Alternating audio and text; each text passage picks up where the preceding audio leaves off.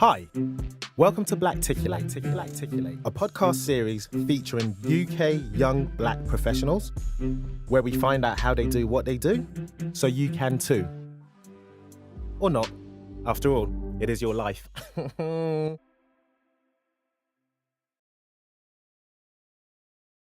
go. Hey guys, welcome to another episode of Blacticulate.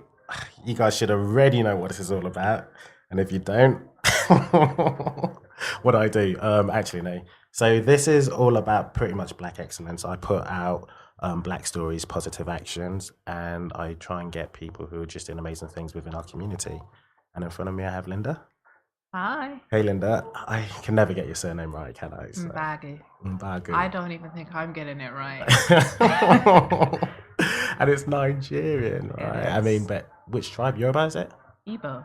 Igbo. Mm-hmm. I think we might have this conversation last time as well. Igbo. Oh, God. I think I had another Igbo guy on, Julius. I know you're listening. Okay, so the reason why I've got you in front of me is because you own your own company. Mm-hmm. You run a healthcare recruitment agency. Am I right in saying that? What does that mean, though? Do you mind me asking? I basically am commissioned by healthcare organizations to help find management to executive level staff for their organization. Does that make any sense? Break it down a bit more. Okay, so if a company needs a director of HR and they've tried through their own means to recruit and they fail, then they'll usually want to hire an agency. So then they will give that requirement to me, I'll get the brief, and then I'll go out to market to find the best fit for that job. Okay, gotcha. But you do that for the healthcare sector? Yeah. Okay, so that's what recruitment is, full stop, isn't it? Yeah. Regardless. Now, I am very interested in how you came about, well, I guess running and owning your own company. So I think we've got to almost start from the beginning, right? Okay, we can do that. Beginning then, what, June 2012 is when you started? It is, yeah.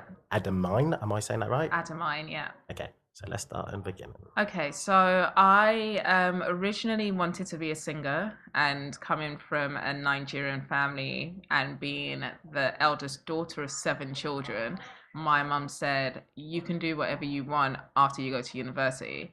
And I didn't want to go to university, so I didn't know what I wanted to study. So I said, okay, we'll do a deal. I'll go to university because I have to, and you pick my course. And she's a teacher. So at the time she thought, okay, well, I know that IT's the boom right now, and because she's creative, let me put her into something IT related so she has something solid to fall back on. So she picked multimedia and computing, which is all about website design. And it was not creative at all. No. It was all about programming and Java and Perl and Macromedia. So it was very much detail orientated, and people in my class were a little bit antisocial. They just put their headphones in, which is not me. So I got through it, graduated with a 2-1, and I was like, well, now I actually don't want to sing. So I think I did my 1-year sandwich course internship in a mutual funds business, and there were loads of investment bankers and stuff. And they were earning 250,000 a year plus. And I thought, they don't really do too much work. So I can be a hungry singer and hope that I make it big, which I know was slim chances, or I'm not that blessed. Though. Can you not sing? No, it's just sing tune. It's not nothing special. No Beyonce yet. No. Okay. And then I thought I can make lots of money, so I can use my creative mind to make lots of money. And I wanted to get into investment banking, realized that I'd have to go and study something relevant, did not want anything to do with education anymore. So I figured, what am I going to do? Came across recruitment adverts where they were advertising make overtime commission of between 40 and 100k a year. I was like, ooh, what's this? So I fell into my first job, worked for a large corporate organization. Within 6 months became top biller of the public sector division. They wanted me to train graduates. I thought, I am still a graduate, so let me go and get experience elsewhere. Joined a boutique company, was there for 2 years, grew the health practice from a 250,000 turnover business to 7 million, and then thought, I can do this on my own.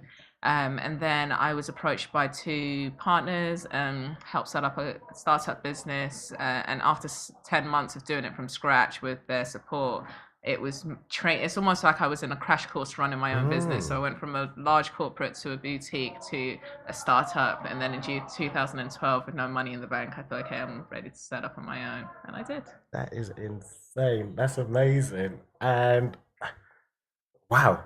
I mean, first and foremost, wow, congratulations once again. Now, Thanks.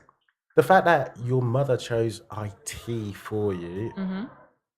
you didn't, did you not know anything about that? What were you like in terms of upbringing? I'm just still trying to get, were you a mathematical sort of person, analytical?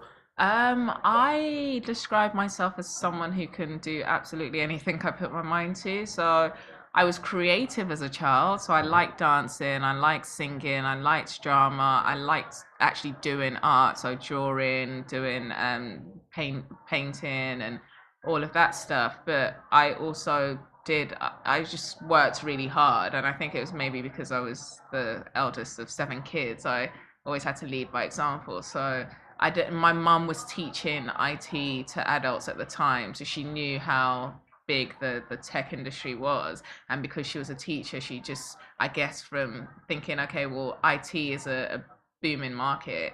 What within IT would she be able to apply her creativity to? And that's how she came up with multimedia and computing. Let's So, just say she was trying to help you as well, nurture you in what she knew best as well. yeah. Right, you've got an older brother, I know that. He's a Mm-hmm. family man. Mm-hmm. Shout out to, I don't know his name, what's his name? Colin. Colin. Congrats. You said to me you're a homebody when we spoke off the record. Yeah. And that's why your community and your surroundings, you were sort of, for want of a better word, you're in a bubble. Yeah. So your friends having kids early and stuff, you never ever were led in that sense. No, my brother firstly was very protective, so he pretty much wanted to shield me from everything. I grew up in an area that was pretty rough. The guys Where? tend. Where did you grow up? So I grew up on the borderline of Tottenham and Wood Green, and growing up, there wasn't the sort of Tottenham Wood Green divide. And then all of a sudden, as I was growing up, that these gangs formed, and there was that. And the school I went to, I remember being in primary school, and my friend's dad saying to my mom, if she lets me go to the school, which was D&K at the time, St David and St Catherine, that I'd amount to nothing. And my mum replied, it's not about the school, it's about the child. And I was there until it became an academy, and I was the first school prefect. So I think what helped was because I had so much responsibilities at home with helping my mum with my siblings and having a brother who was overprotective. Although I had friends, I wasn't out there. So I didn't really pick that. As you can tell by the way I speak, I don't use any slang. I did, Yeah. but I love everyone that I grew up Is that with a community dearly. thing, But slang? is it a I what? mean, like, is that your area, the slang, your accent? Because I was speaking to, you know him, Senna. Yeah. I don't think that's come out yet, but it will come out. So watch out for Senna Mortu's episode, guys. Hmm. And we were having a conversation about just the way we articulate ourselves and how if we want to be perceived in a serious manner, Hmm. then colloquialisms like slangs and whatnot can't use that at all. Hmm. You know, depending on your audience. And he Hmm. goes, he's done it so much to the point where actually that's become him, Hmm. and he almost has to put on, for one of a better word, you know, street accent. Hmm. So you've never I had, never, you've just never had a. just never.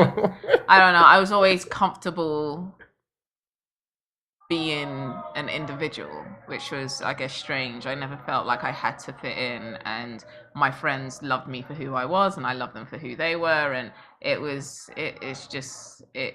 I never really felt like I used to hate being called posh because I didn't feel like I was posh. So I used to always get teased that, oh, Linda's so posh, and I was thinking, what? Because I don't use slang, but it's just because I didn't sound like them. But then I started working in the corporate world, and they used to say I was ghetto because I dropped my G's, and I was thinking I don't fit in anywhere. No one wants me. So I am the way I am, and if I started pretending, then I would feel like I was being fake, and I'd rather feel like me and have people not accept me, even though it was difficult at times, Yeah. than compromise who I was as an individual.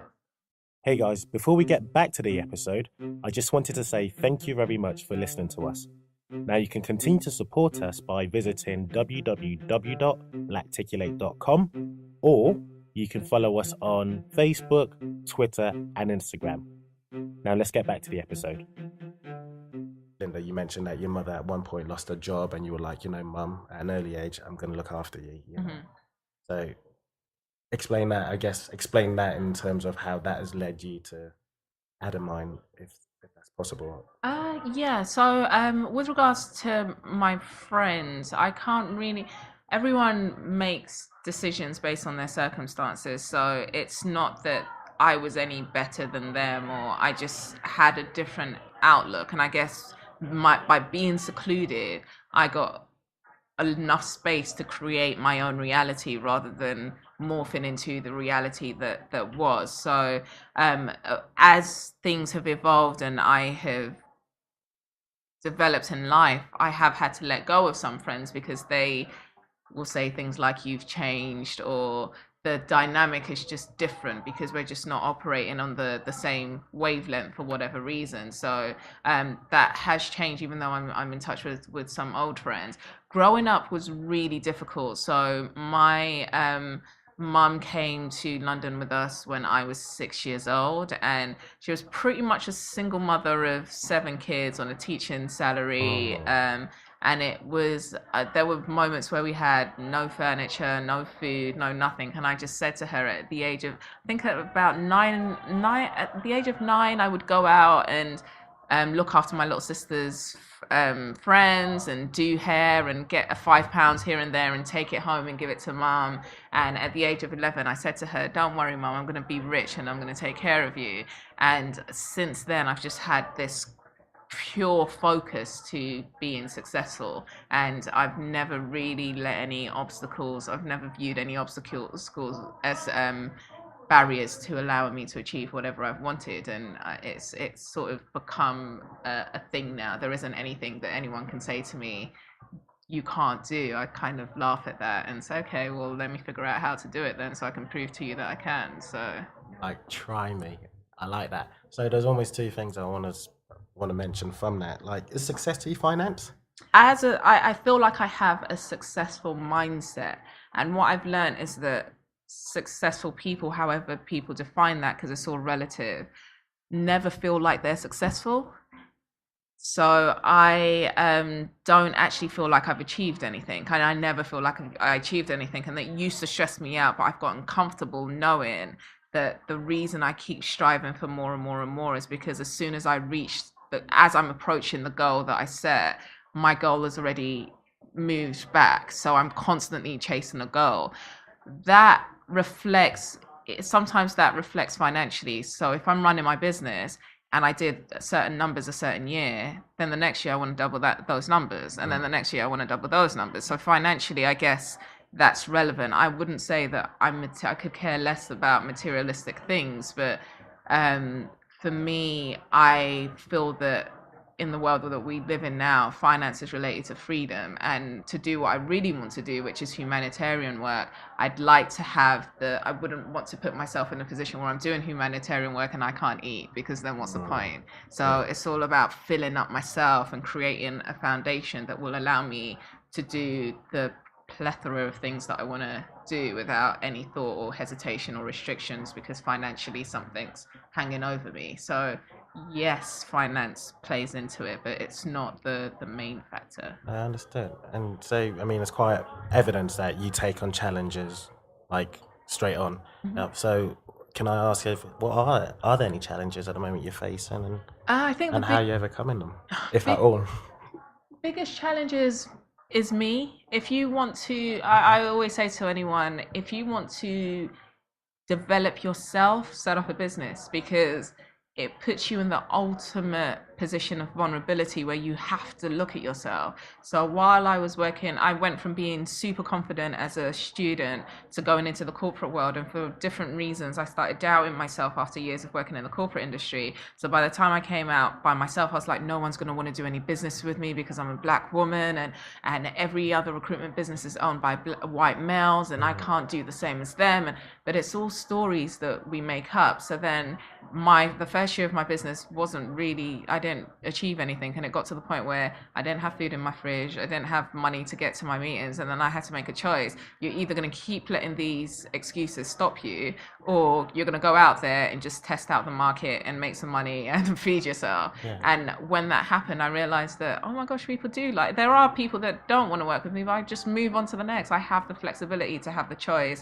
of who I work with. And since then, it's just been an upwards journey. And then I had to learn to ask for help because I was very prideful. Okay. And I learned that Is that a Nigerian thing, do you think? Or it might be a Nigerian thing. It might be the fact that I'm the eldest daughter, so I had to take care and I had to give a lot. So I've never really been in a position to ask. So it wasn't a natural sort of attribute for me. And I had to learn that you are not successful in this life without people. People help people.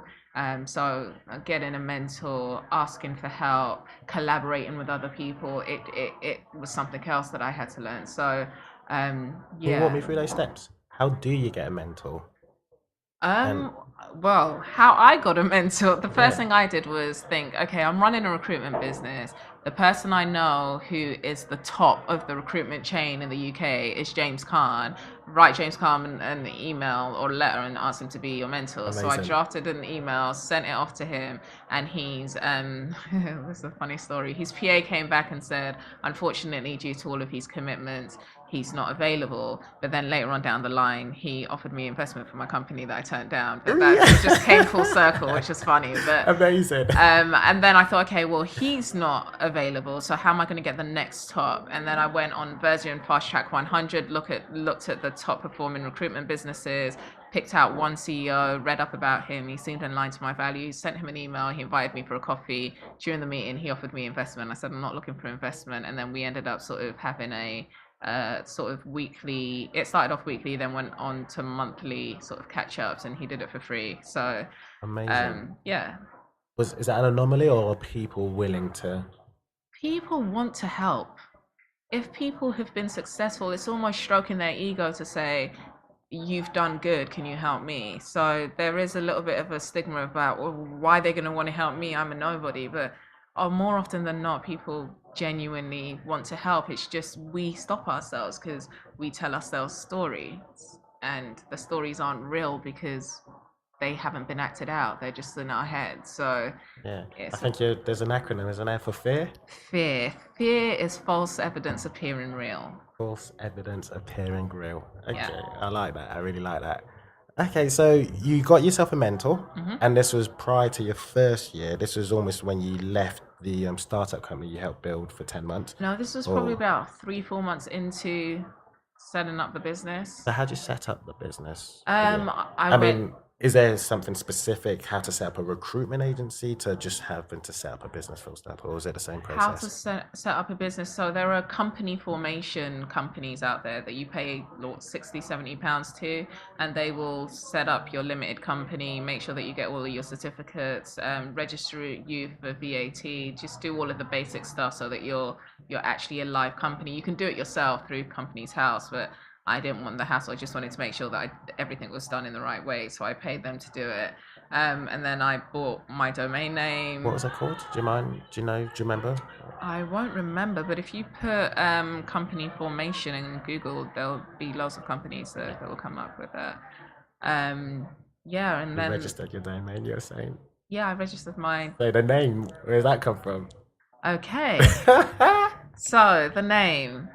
I was struggling because I thought, okay, I'm not normal in the market. I don't look like every other recruitment business owner, so I don't want to have a name that's like executive recruit or just something obvious. So what can I come up with that will be different? And for 2 weeks, that was just probably the hardest part of setting up my business. I was Coming on up with a name. Facebook Okay. sending out messages like, guys, you have any ideas?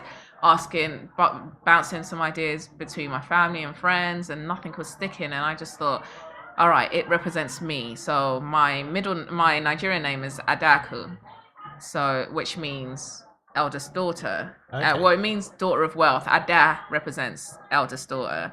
So I took the Ada And then I thought, okay, well, it's my first business, so it's mine. So I put Adamine. And then when I got a website design company to do the website, they said, do you actually know what this word means? I was like, I didn't know it was a word. It's a word. What does it mean? And they said it represents naked human.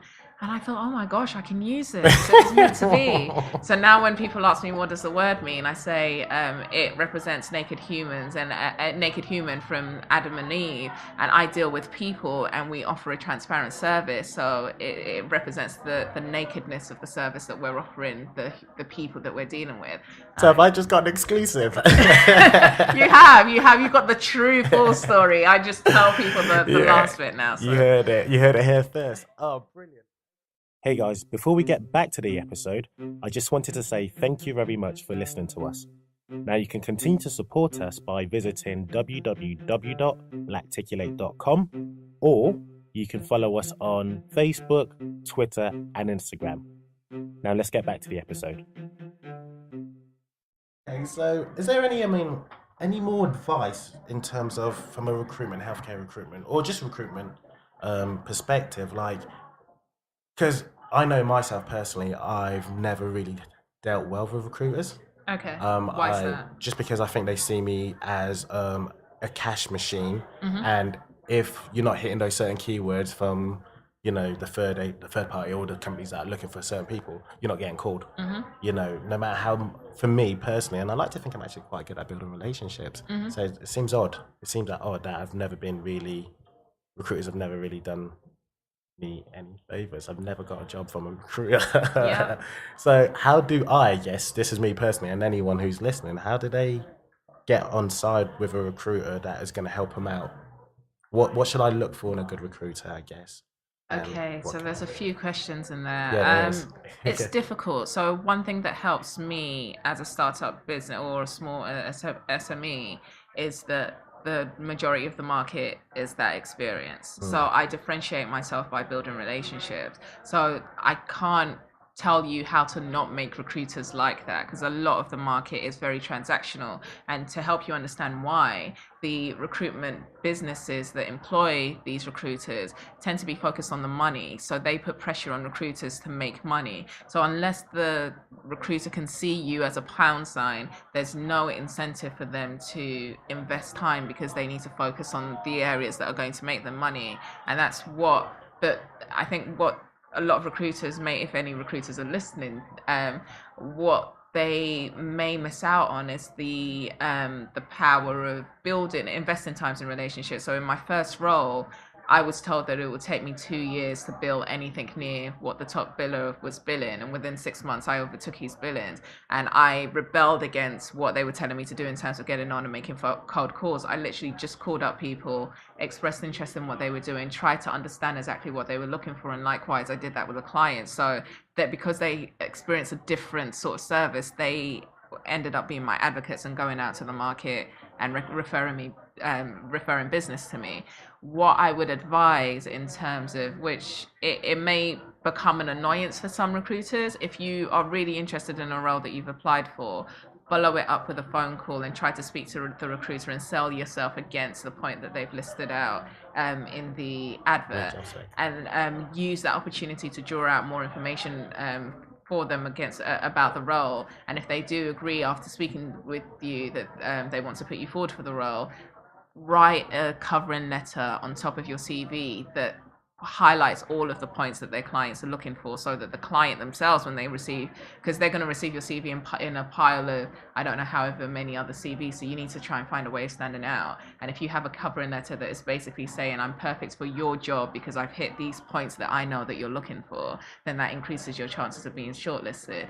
With just in terms of registering with recruiters, if you can try and offer them a meeting so that you can get in front of them, because then when you're in front of them, you can build up that rapport and you can build up that relationship, and then they'll remember you, and because they like you, you'll be the first thought, because just from it, people are very simple, and if you can get in front of them, then they're not going to forget you. If you're a CV or someone over the phone, then you're not real. So get in front of them where you can, and try and get as much information as you can. Okay. Are there any, wow, that was thorough. You clearly do this for a living. Yeah. No, brilliant. You must have a lot of don't do's, like faux pas. Yeah, so know when to give up. Some Okay. candidates will call and call and call and call.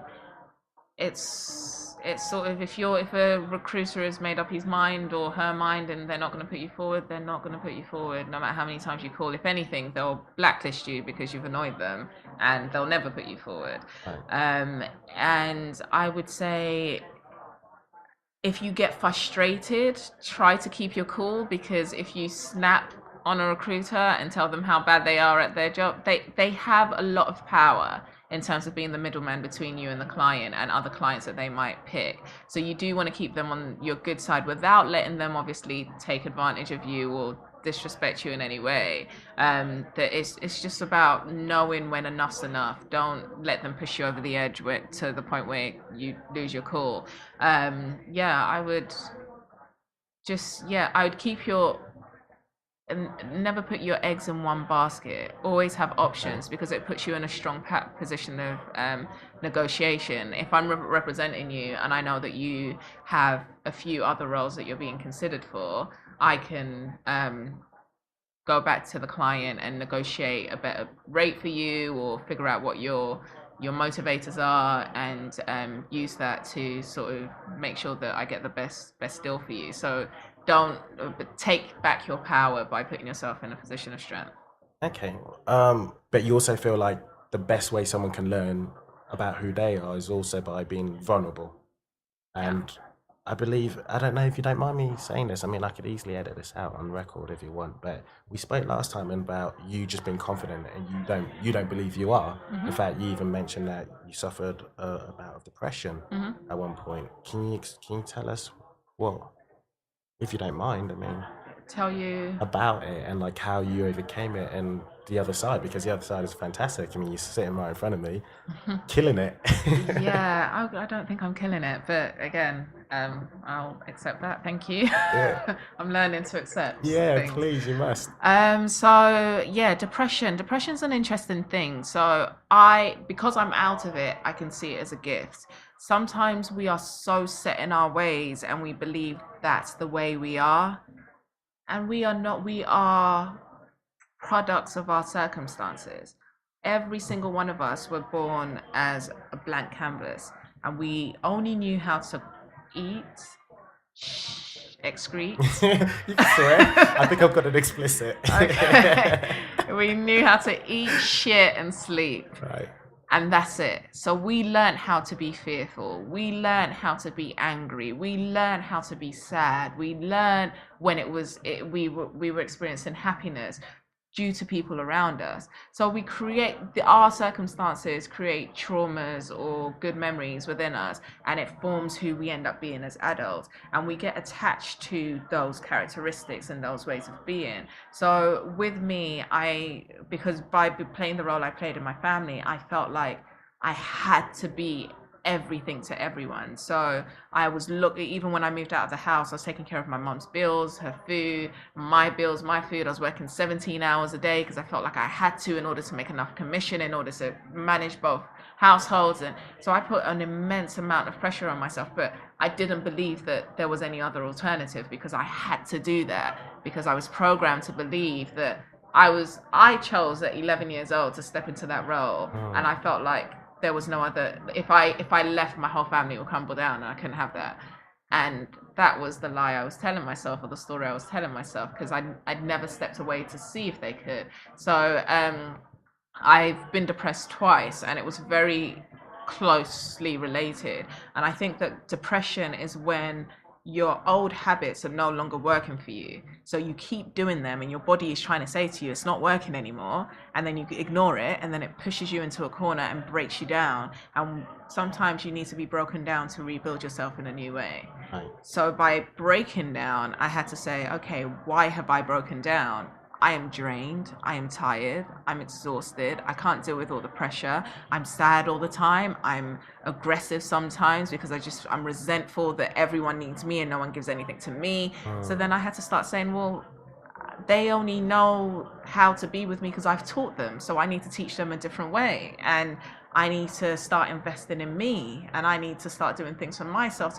So without depression, I would have carried on being everything and I'm still there for people, but I know when to say no, and I know when I'm given from a place of surplus rather than a place of scarcity. So I don't drain myself anymore, which gives me more energy to run my business and do everything else and be happy and experience life and be so. Depression, it got to the point where I was actually, so I work in extremes. Depression is a horrible, horrible thing, and the only way I've described it to one of my employees the other day, and it's like if you see a bright orange fruit and it looks really juicy and it's really colorful and vibrant, and then all of a sudden an ant army spots it and they want to take it over, and they all crawl over to the orange and they start covering it all up, and all you see is black creepy crawlies over the orange. You don't see the orange anymore. That orange is still under there, but all you can see is black things. Like me, it's not pretty. So depression is something that kind of creeps over you and it hides the real you, and you lose control. You can't, the orange can't move, so it can't dust it off, and you don't want to do anything. You don't want to get up. You feel like, I could not, as the sort of person I am, I like to get up and go. Having experiencing depression and not being able to do something and fighting through wanting to and crying all the time and thinking, well, I don't know what I'm crying of. It forced me to say, okay, well, what do I need to do to get over this so that I can be me?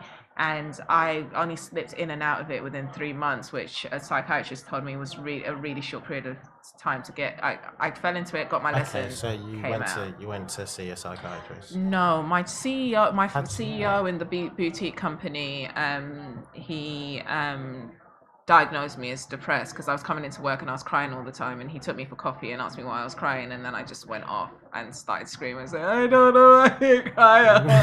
And he was sort of like, I think you've got depression. I was like, no, I haven't, I'm not weak. And he was like, it's not a weakness, it's like a broken leg, it needs time to heal. So he gave me time off. He gave me 2 months off paid, which I really am grateful for. And I didn't see a psychiatrist. I went to he paid for me to go to a cognitive behavioral therapist, which helped in the first bout, kind of, but not really. And then when I was coming back to work, he referred me to a workplace psychiatrist to make sure that I was okay to come back. And that's when I had the conversation. So I didn't seek the psychiatrist. It was part of the It was work good process. that it was good that you had someone who could actually spot it. Very. Do you know what I mean? So again, it alludes back to your points about your circles of, people who can, well, you need people around you to support and help you. Mm-hmm. But then you've also said something about, and I don't know, I might be misquoting you here, but you were talking about like when it boils down to it, regardless of your friends and family, the only person that can invest in you is you. The buck falls with you in every. Let me get every ramification of life. The buck falls with you. There is no. You can make excuses, but you have a choice. And how powerful is that to know that if you're not happy with someone, someone, anything, you can change it. It's just a simple choice. It's just as human, we overcomplicate. Oh, but I can't because, and I can't because. You can make all of the excuses, but if you strip them back to the bare bones, the buck falls with you, and you can make a change and you can make a difference. So from being in my room, sitting on my laptop, no food in the house, to having an office in Tottenham Court, those were a series of choices that led to, I have had enough of being in this situation. Okay, Linda, do something about it. Okay, I'm going to do something about it. It had nothing to do with anyone else. Oh, the market's bad. And there's no such thing as a bad market. Figure out a way around it. There's always solutions. And being in business is learning how to get good at solving problems. And if you solve a series of problems, you become a problem solver, so you can always get out situations. So we're in a situation right now where we've lost a really big contract that was the reason why I hired all the staff that I've got. Oh, wow. Yeah. Okay. And it's like, it's the most calm office considering, because it's like, it happened for a reason. Now let's look at the reason it did happen. Okay, now we get to look at other markets that we haven't been able to pay attention to. Okay, well, it's allowed us to look at the internal processes. There's so many benefits that come from so-called bad situations. It just depends on how you assign meaning to what happens and what the actions you take after they happen. So I need to end it like that because we're definitely off. We're going past the mark, which has been phenomenal. So Okay. I want to actually just ask you, what's next? Like professionally, and if you wanted to talk about personally, what's next for you? Because we're talking about humanitarianism. I know that we've spoken again. Sorry, guys, I keep on referring back to off record, but Linda is a friend now. She's I want to say a dear friend, but hopefully. Of course. And you were talking about potentially going to Nigeria and actually setting up a school for free Yes. education. So I didn't go back. Well, I came back here when I was 6 years old. Didn't go back to Nigeria for 19 years. So 5 years ago, started going back, or just under 5 years ago. And it struck me the difference between there's no middle class. You're just rich or you're poor. And I sort of felt like if things had gone wrong for me, and oh no, it's not wrong again, it's just the meaning you assign to it. If I had had different circumstances, I could have been in a situation where I didn't have access to education, I didn't have access to making something that gives me the freedom and the luxuries that I have today. So I feel like it's my duty as a Nigerian who has come to the UK and has created these opportunities to go back and give back. And the main thing, education is such a big deal in Nigeria, and the thing that separates the rich from the poor tends to be education. And I have free education, but education is not free there. So I thought, well, if I want to make change in a big way, it's more around empowering people to make change for themselves, because the buck starts with you. So how can I facilitate that sort of change? And I thought, well, the way I can do that is to try and start a movement of building schools that offer free education, and only offer it to people that can demonstrate that they can't afford to get education in via other means. And the business has it's not something I'm rushing into. I want to make sure that if I do it right. So the business has put me in a really good position to meet a whole network of people who have the same sort of motivators, and the same passion to do a similar sort of thing. So I've spoken to private equity companies who have said that there are private equity funds that invest into local communities that have fresh. So, for example, if there's a village that produces copper, they could put together a manufacturing factory, give the local community jobs, and invest some of that profit back into the local. So there's ways to do it that I didn't even know. I thought I just needed to become a millionaire and then go and build schools, but there are ways around it, and I'm just using this. So I go back to this year. I'm going to Nigeria on Friday, and I would have been 3 times this year. So every time I go back, I try to absorb as much information as possible. I use get my dad to take me to as many places as possible, just to continually gather information, so that when I am ready to press the button, I've got all of the people, because it takes a village, and then we can just move forward with it. Yeah. Okay, so how can we get in touch with you? Because I'd love. I mean, I know I'm definitely going to keep on getting in touch with you. Yeah. But your website, your social media handles, not you personally, obviously, the company. I'm crap on social media, really bad. Are you handling it yourself? No, Who handles it? I've got like an admin company that sort of posts on my LinkedIn once in a while and posts on my Twitter, but my Twitter following is low. She's not.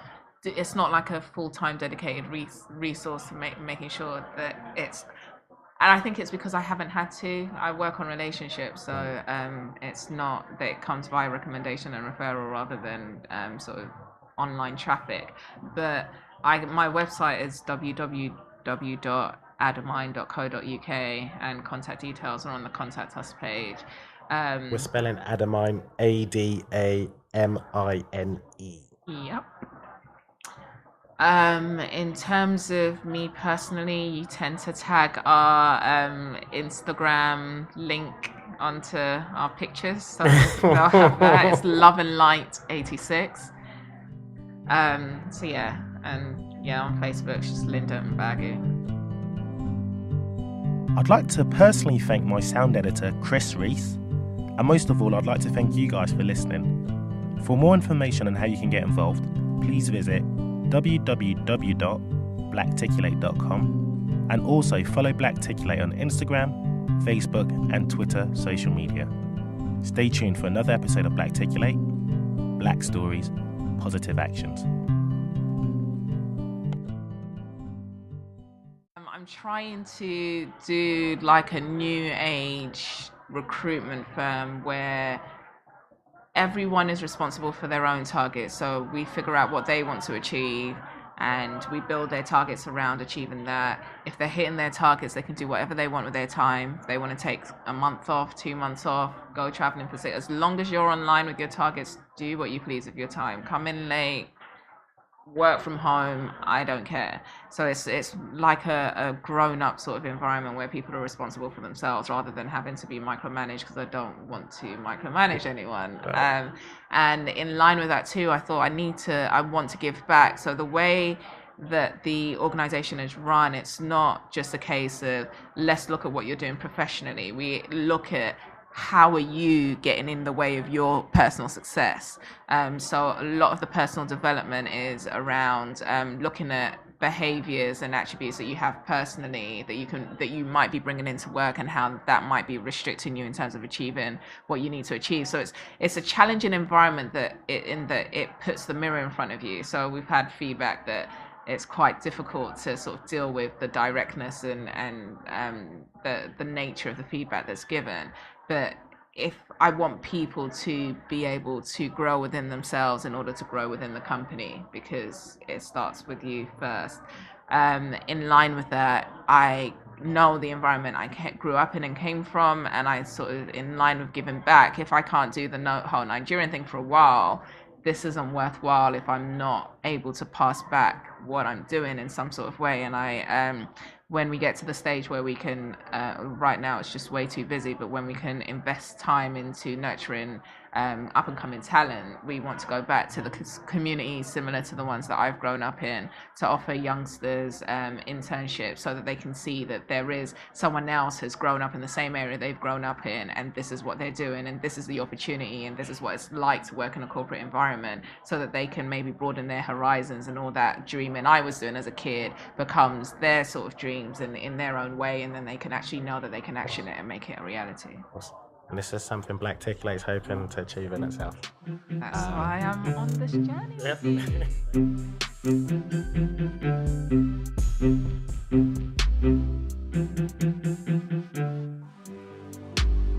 Hey guys, we really appreciate you listening, and if you have any feedback, please leave it in the comment section below.